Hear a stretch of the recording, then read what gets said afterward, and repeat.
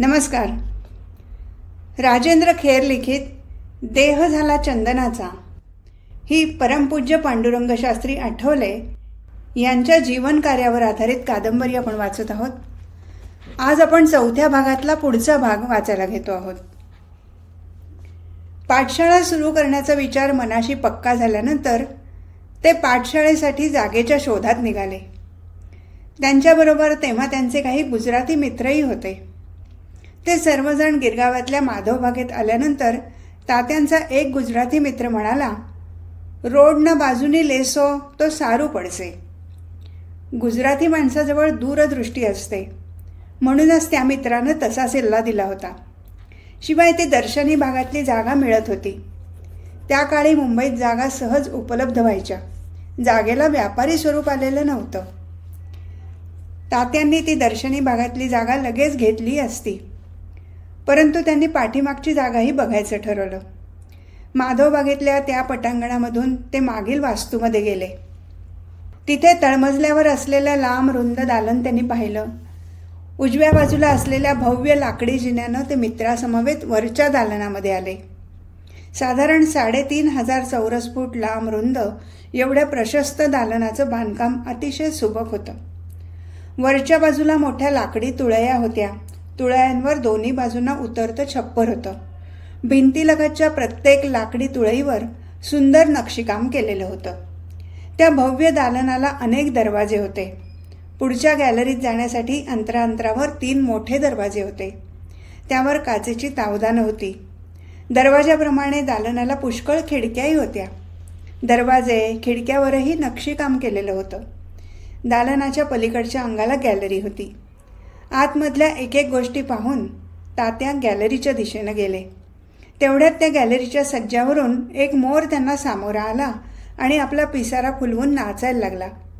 ते पाहून तात्या हर्षभरीत होऊन गेले. त्यांना तो शुभशकुन वाटला. मनाशी ते म्हणाले, इथे साक्षात शारदेचं वाहन समोर आलंय. हा ईश्वरी संकेत तर नसेल? यापेक्षा अन्य कोणती उत्तम जागा मिळणार? दर्शनी भागातली जागा त्यांना मिळत होती, परंतु ती न घेता ही शुभशकुनी जागा घ्यायचं त्यांनी तेव्हाच ठरवून टाकलं.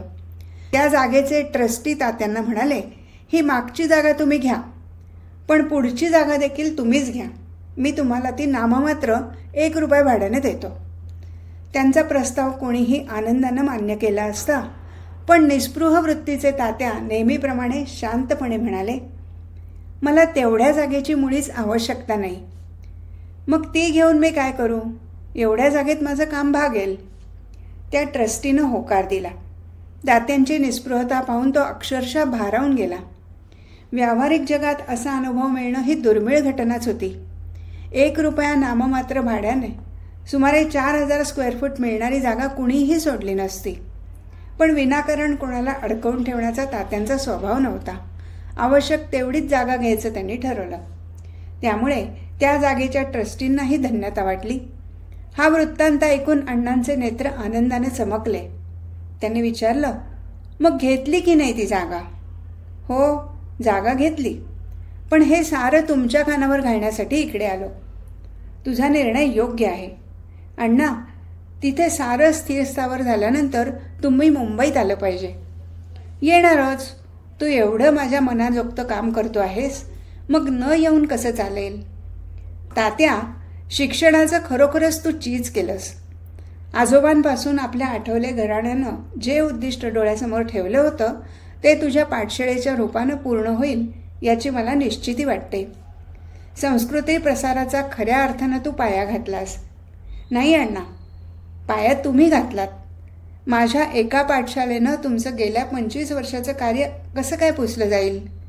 मला आठवतं, भल्या सकाळी वणवण करीत तुम्ही गावाबाहेर अस्पृश्य वस्तीत जात होतात. त्यांना सुसंस्कृत करण्यासाठी तुम्ही केवढे श्रम उपसलेत.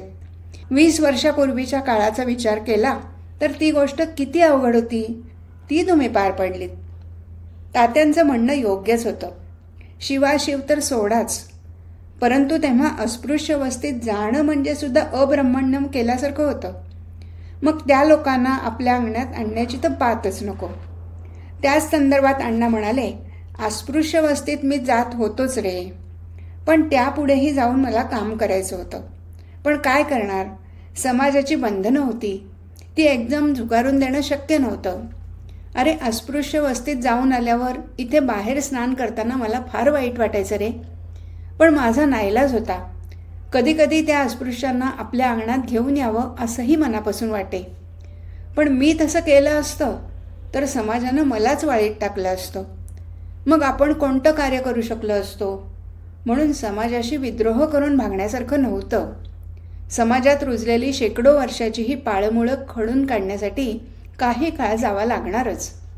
या कटुसत्याचं भान मला सतत ठेवावं लागत होतं. पण हळूहळू परिस्थिती पालटत जाईल. आपल्या घराण्यानं संस्कृती पसाराचा निर्धारपूर्वक पाया घातला आहे. आणि तुला सांगतो तात्या, आपला पांडुरंग त्यावर कळस चढवेल, हे तू ध्यानात ठेव. खरंय अण्णा. अरे, मी काय त्याला आयुष्यभर पुरणार नाही, काय समजले.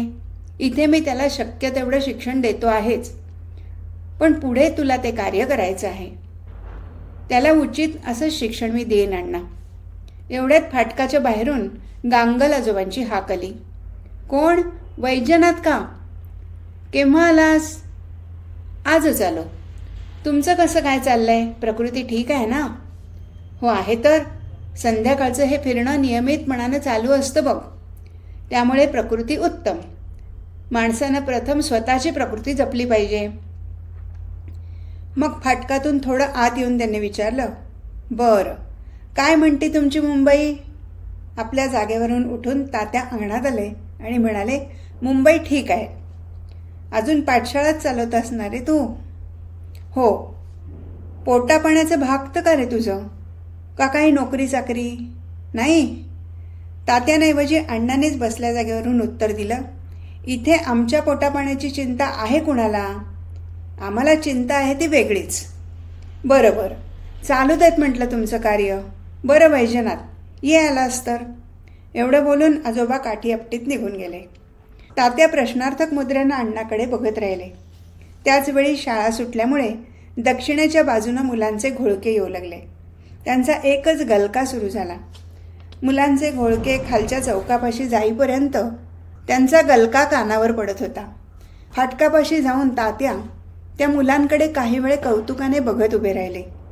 मनात ते म्हणत होते, आपल्या प्राचीन वैदिक शिक्षणाचा आणि मूल्यांचा प्रसार अशा हजारो मुलांमध्ये झाला तर केवढं समाज परिवर्तन घडून येईल.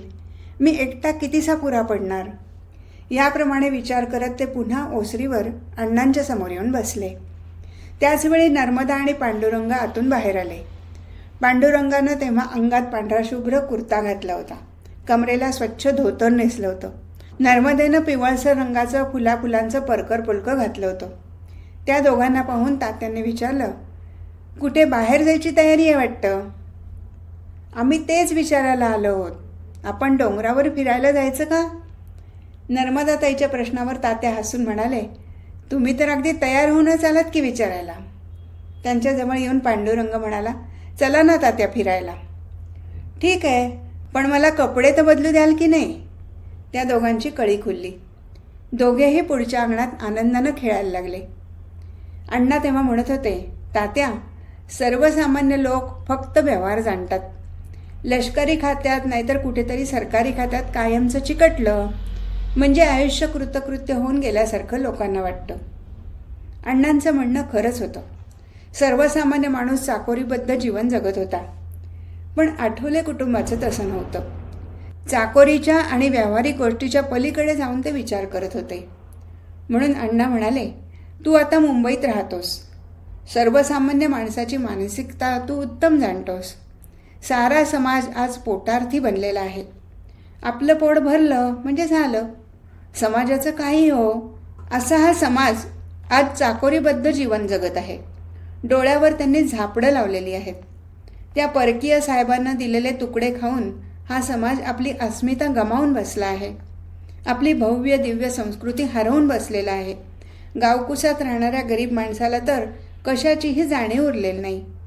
परकीयांचं राज्य या आर्यभूमीवर चाललं आहे हे त्यांना माहीत नसावं. ती गोऱ्यांची राज्यव्यवस्था इतकी त्यांच्या अंगवळणी पडली आहे. अण्णा एका दमात बोलत होते. ते कोणत्या विचारमंथनात अडकले होते हे तात्यांना समजत होतं. म्हणूनच त्यांनी त्यांना मध्ये काहीही विचारलं नाही. अण्णा पुढे म्हणत होते, जो काही सुशिक्षित समाज आहे तो परकीय वाऱ्याच्या पाठीमागे लागला आहे. अशा तऱ्हेनं आत्मविस्मृत झालेल्या समाजाला उत्तिष्ठत, जाग्रत असं म्हणायला हवं. ते काम आपल्याला करायचं आहे. हे काम फार अवघड आहे. लोकमान्यांनी तेच केलं. महात्माजी तेच कार्य करत आहेत. समाजाला उठवण्याचा प्रयत्न ते करत आहेत. अरे, आपला मुलगा कित्येक वेळा आपलं ऐकत नाही. मग समाज कुठून ऐकणार? आपल्याला तर समाजाला सुसंस्कृत करण्याचं कार्य करायचं आहे. ही गोष्ट खचितच सोपी नाही. इतकं बोलून झाल्यावर अण्णांनी पांडुरंगाकडे पाहिलं. अंगणात तो नर्मदाताईबरोबर आनंदानं बागडत होता. कितीतरी वेळ अण्णा त्याला न्याहाळत होते. त्याच्याकडे बघत असतानाच त्यांचे नेत्र ओलावले. एव्हाना आज्ञांची अनुज्ञा घेऊन तात्या आपल्या जागेवरून उठले होते आणि आत कपडे बदलण्यासाठी निघून गेले होते. बाहेर जाण्याची तयारी करून आल्यानंतर ते अंगणात आले. पांडुरंग धावतच त्यांच्याजवळ आला. त्यांचं बोट पकडून तो आनंदाने म्हणाला, ताई, चला फिरायला. अण्णा, आम्ही जाऊन येतो. अण्णांनी मान डोलावून होकार दिला. तात्यांबरोबर नर्मदा आणि पांडुरंग फाटकातून बाहेर पडले आणि शिवालयाच्या दिशेनं निघाले. त्यांच्या पाठमोऱ्या आकृतीकडे अण्णा बघत बसले होते. तळ्याच्या बाजूनं शिवालयाच्या पलीकडे ते तिघे दिसेनासे होईपर्यंत अण्णा त्यांच्याचकडे बघत राहिले होते. तात्यांचं बोट धरून चाललेली छोट्या पांडुरंगाची मूर्ती त्यांच्या मनःचक्षुसमोरून काही केल्या दूर होत नव्हती. हातात कंदील घेऊन अण्णा अंगणात आले तेव्हा रात्रीचे 8 वाजून गेले होते.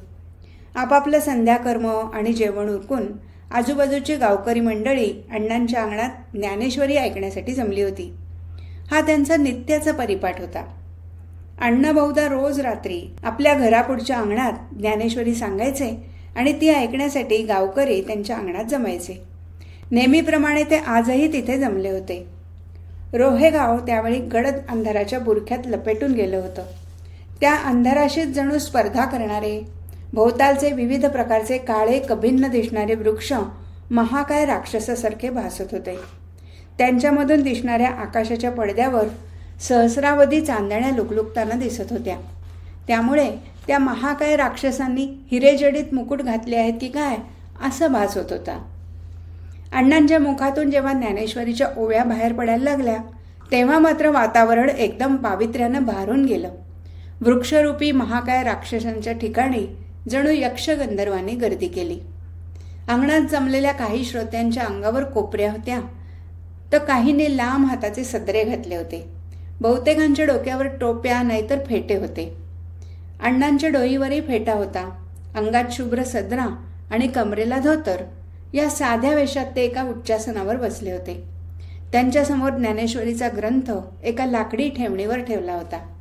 ग्रंथातील ओव्या दिसाव्यात म्हणून शेजारी कंदील ठेवलेला होता. वयोमानानुसार कंदिलाच्या उजेडात ओव्या दिसणं अण्णांना अलीकडे अवघड होत चाललं होतं. कंदिलाच्या मागच्याच बाजूला पांडुरंग बसला होता. त्यामुळे कंदिलाचा पिवळसर प्रकाश त्याच्या मुद्रेवर पसरला होता. एकाग्र चित्तानं तो अण्णांचं निरूपण ऐकत होता. अण्णा तेव्हा दुसऱ्या अध्यायातल्या पुढील ओव्या सांगत होते. जया बुद्धी अक्ता जाहली या पार्था कर्मबंधू सर्वथा बांधून पावे जैसे वज्र कवच लेईजे मग शास्त्रांचा वर्षावो साहिजे परी जयतेसी उरिजे अचुंबिता. ते त्या ओव्यांवर निरूपण करू लागले. अर्जुना, ज्याप्रमाणे वज्रासारखं चिलखत घातल्यावर शस्त्राचा त्यावर कोणताच परिणाम होत नाही, शस्त्राची वृष्टी सहन करता येते, इतकंच नाही तर शस्त्राचा अंगाला स्पर्शही न होता विजयी होता येते, त्याप्रमाणे हा निष्काम कर्मयोग ज्याला साधला त्याला कर्मबंध मुळीच बाधत नाही. आता यातला सूक्ष्म अर्थ आपण जाणून घेऊया. मग निष्काम कर्मयोगाचं त्यांनी विस्तृत विवेचन केलं. कर्मयोग म्हणजे काय हे आपण इतके दिवस बघितलं. कर्मयोग म्हणजे ज्यानं त्यानं आपलं विहित कार्य कर्तव्य बुद्धीने केलं पाहिजे, त्याशिवाय त्याला सिद्धी नाही. सर्व संग परित्याग करून एखादा माणूस रानात जाऊन राहिला म्हणजे त्यानं सांख्ययोग आणि कर्मयोग साधला असं मुळीच समजू नये. संसारात रमलेला असो नाहीतर संन्यास मार्गी असो, प्रत्येकाला कर्म हे करावंच लागतं. काय समजलं? त्या वाचून कुणाचीही सुटका नाही बरं का. अहो, कर्मच जर केलं नाही तर फलप्राप्ती कशी काय होणार? मात्र निष्काम कर्मयोगात फलाची आशा न धरता कर्मेंद्रियांना कर्म करू द्यायची. या कर्माचा योग्यांना कर्मबंध होत नाही, कारण फलाशा सोडून ते कर्म करत असतात. म्हणजेच कर्मयोगानं निष्काम कर्मयोगाचं वज्रासारखं चिलखत धारण केलेलं असतं. ते चिलखत घालून तो जे कार्य करत असतो त्याचा कर्मबंध त्याला मुळीच बाधत नाही, कारण त्याला स्थितप्रज्ञाची अवस्था प्राप्त झालेली असते. कर्म करताना राग, लोभ, प्रेम, द्वेष, अहंकार या गोष्टी त्याच्या मनाला शिवत नसतात. त्याला कशाचीच आसक्ती नसते. पंचमहाभूतांची कार्य ही निष्काम कर्मयोगाची उत्तम उदाहरणं म्हणून सांगता येतील. सूर्य आपल्याला जीवन देतो, पण कोणत्याही विकाराशिवाय किंवा अपेक्षेशिवाय त्यानं हे कार्य केलेलं असतं, बरोबर ना? किंबहुना त्याच्याकडून हे कार्य आपोआप घडत असतं. हाच तो निष्काम कर्मयोग. आमच्या बळवंतराव टिळकांनी गीता रहस्यात म्हटल्याप्रमाणे निष्काम कर्मयोग म्हणजे नैष्कर्म्य नव्हे, म्हणजे निष्क्रियता नव्हे, हे इथे ध्यानात घ्या. काही काम न करता नुसतं पडून राहिलं म्हणजे निष्काम कर्मयोग साधला असा चुकीचा अर्थ घेऊ नये. अहो, तसं असतं तर मग एखाद्या निष्क्रिय दगडाला सुद्धा मोक्ष मिळायला काय हरकत आहे? किंचित हाशा पिकला. मग निष्काम कर्मयोगावर अण्णांनी आणखी विवेचन केलं. त्यांचं निरूपण गावकरी एकचित्तानं ऐकत होते. अण्णांच्या तोंडून ऐकलेल्या ज्ञानाचं आकलन करण्याचा प्रयत्न करत होते. पांडुरंगही एकाग्रतेनं आपल्या आजोबांचं कथन ऐकत होता. सर्वच गोष्टी त्याला समजत होत्या असं नव्हे, परंतु कानावर पडलेलं थोडं का होईना मनाला चिकटतंच की. शिवाय त्याच्या वयाच्या इतर मुलांपेक्षा पांडुरंगाची आकलनशक्ती निश्चित कितीतरी पटीनं अधिक होती. म्हणून तो 6 वर्षाचा तेजस्वी बालक ज्ञानेश्वरीसारखा गहन विषय रोज मन लावून ऐकायचा. अण्णा पुढे सांगत होते, आपण रोज उठल्यापासून रात्री अंथरुणावर अंग टाकेपर्यंत जी कर्म करतो त्यांची फळंही आपल्याला मिळतात. जेवढं कर्म तेवढं फळ. ही कामं करता करता समजा एखाद्याचं जीवन संपलं तर त्यानं जन्मभर केलेलं काम व्यर्थ ठरतं. पण निष्काम कर्म करीत असताना समजा साधकाची जीवन समाप्ती झाली तर पुढच्या जन्मी त्याला त्या कर्माचं फळ मिळतं. एखाद्या साधकानं ज्ञानमार्गात परिसीमा गाठली आणि तो मोक्षास पात्र झाला तरी त्याला कर्मयोग चुकत नाही. सर्वसामान्य जनांना ज्ञानमार्गाकडे नेण्यासाठी त्याला कर्म करावंच लागतं. त्याचं कर्म हे नैष्कर्म्य ठरतं. पापपुण्यात ते अडकून पडत नाही. पूर्वजन्मीचे संस्कार साधकाच्या उपयोगी पडत असतात. म्हणूनच कर्मानुसार बुद्धी आणि बुद्धीनुसार कर्म माणसाच्या हातून घडत असतं. या जन्मी जर मी निष्काम कर्मयोग आचरला तर त्याचे संस्कार पुढील जन्मीसुद्धा माझ्या उपयोगास येतील हे ध्यानात धरावं. याप्रमाणे कर्मयोगावर अण्णांनी तासभर प्रवचन केलं. श्रोते अगदी तल्लीन होऊन ऐकत होते. त्या भरात 1 तास केव्हा निघून गेला हे त्यांना कळलंही नाही. हळूहळू श्रोते मंडळी जागची उठली. कित्येकाने पुढे येऊन अण्णांना खाली वाकून नमस्कार केला. न समजलेल्या गोष्टी समजून घेतल्या. त्यांनी अन्य विचारपूस केली. वैजनाथ शास्त्री आले होते ना, असं कोणीतरी विचारलं. तेव्हा अण्णा म्हणाले, हो, चांगला 4 दिवस राहिला होता. गेल्या आठवड्यात गेला मुंबईला. तिथे नवीन पाठशाळा सुरू करतोय ना. त्यांच्या बोलण्यावर कोणी तात्याची अधिक विचारपूस केली तर कोणी त्यांचं कौतुक केलं होतं. थोड्याच अवधीत ही बोलाचाली ऐकू येईनाशी झाली. श्रोतृवर्ग तिथून निघाला आणि समोरच्या अंधारात गडप झाला. त्यांच्या हातामधले कंदील मात्र दूरवर तरंगत जाताना दिसत होते. लोक निघून गेल्यानंतर अण्णांनी पांडुरंगाला आपल्या जवळ बोलवलं. पांडुरंग त्यांच्याजवळ येऊन बसला तेव्हा तिथे दुसरं कोणीही नव्हतं. फक्त शेजारचा कंदील त्यांची सोबत करत होता. कंदिलाचा उजेडही त्या दोघांपुरताच पडला होता. मर्यादित जागेत भव्य दिव्य गोष्टीचा शुभारंभ होतो की काय कुणास ठाऊक. पांडुरंगा, आठवले घराण्यानं आजपर्यंत प्रखर व्रतनिष्ठा जपली आहे. व्रतनिष्ठा म्हणजे एखादी गोष्ट करायची ठरवल्यानंतर त्यापासून कोणी ढळत नाही. तुलाही असंच व्रतनिष्ठ राहावं लागेल. राहशील ना? हो. तुला मी संस्कृत शिकवतो ते भिक्षुकी करण्यासाठी नाही हे ध्यानात ठेव. त्या काळी ब्राह्मणाच्या मुलांना संस्कृत शिकवलं जायचं ते केवळ भिक्षुकी करण्याकरताच. पण अण्णांना ते मुळीच मान्य नसायचं. संस्कृतीचा उपयोग केवळ उदरभरणाकरता आणि कर्मकांडापुरताच न करता तो समाजाभिमुख झाला पाहिजे असं त्यांना नेहमी वाटायचं. केवळ 4 धार्मिक कार्य घडवून आणण्यासाठी संस्कृतीचा वापर करायचा नसून संपूर्ण समाज घडवण्यासाठी करायचा असतो असं त्यांचं स्पष्ट मत होतं. समाजात सद्विचाराचं परिवर्तन घडवून आणण्यासाठी संस्कृतचा प्रसार व्हायला हवा या हेतूनं आजवर ते अखंड कार्यरत होते. आपल्या पुढच्या पिढ्यांकडूनही त्यांची तीच अपेक्षा होती. म्हणून ते पुढे म्हणाले, संस्कृत वाङ्मयातले मौलिक विचारच सुसंस्कृत समाज घडवू शकेल. त्यामुळे तुला मी संस्कृत शिकवतो, ते दुसऱ्यांना शिकवण्यासाठी, घडवण्यासाठी. पण पुराण वाचून उपजीविका मात्र मुळीच करायची नाही. पांडुरंगानं होकारार्थी मान हलवली. अण्णा पुढे म्हणाले, तरुण वयात शरीराला अतिश्रम पडतील असंही व्रत घ्यायचं नाही. आठवले घराण्याला वर आणण्यासाठी तुला व्रत घ्यायचं नसून समाजाला वर आणण्यासाठी तू झगडलं पाहिजेस. तुला या गोष्टी मी नेहमीच सांगत असतो, पण आता पुन्हा योग येईल न येईल. मग करशील ना हे कार्य? होय अण्णा, तुम्ही सांगाल ना तसं मी करीन. अण्णा आणखी त्याच्याजवळ सरकले तेव्हा त्यांच्या मुद्रेवरल्या सुरकुत्या कंदिलाच्या उजेडात पांडुरंगाला स्पष्ट दिसल्या. आपले अण्णा आता थकले आहेत असं त्याला वाटून घेतलं. मात्र ते आज नेहमीपेक्षा तेजपुंज दिसत आहेत असाही भास त्याला झाला. त्यांचे नेत्र त्याला तेजाळलेले वाटले. त्या नेत्रांमध्ये आज वेगळीच चमक त्याला जाणवली. ते रूप त्याला सर्वस्वी अनोखं होतं. अण्णांनी आपल्याकडून कसल्या तरी फार मोठ्या अपेक्षा बाळगल्या आहेत याचीही पुसटशी जाणीव त्याला झाली होती. अण्णांकडे तो न्याहाळून बघत असतानाच ते म्हणाले, आणखी एक गोष्ट तुला पुन्हा सांगतो. कोणाकडून उसणं घ्यायचं नाही, उधार मागायचं नाही, कर्ज काढायचं नाही आणि जामीन राहायचं नाही. अन्यथा अंगी तेजस्विता येत नाही. माझं हे सांगणं आयुष्यभर ध्यानात ठेव. पांडुरंगानं होकारार्थी मान हलवली. याप्रमाणे त्याला उपदेश करून झाल्यानंतर अण्णांनी त्याला जवळ ओढून घेतलं. पांडुरंगही त्यांना बिलगून बसला. त्याच्या मनात मात्र विचारांची आंदोलनं सुरू झाली होती. अण्णांनी हे सारं आपल्याला आजच का सांगावं याचंही त्याला आश्चर्य वाटत होतं. त्याच विचारात त्यानं आजूबाजूला बघितलं. सभोवतालचा सारा परिसर अंधारात गडप झाल्यासारखा त्याला वाटला.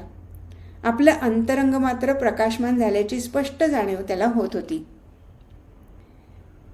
हे प्रकरण इथेच संपलं. हरिओम तत्सत.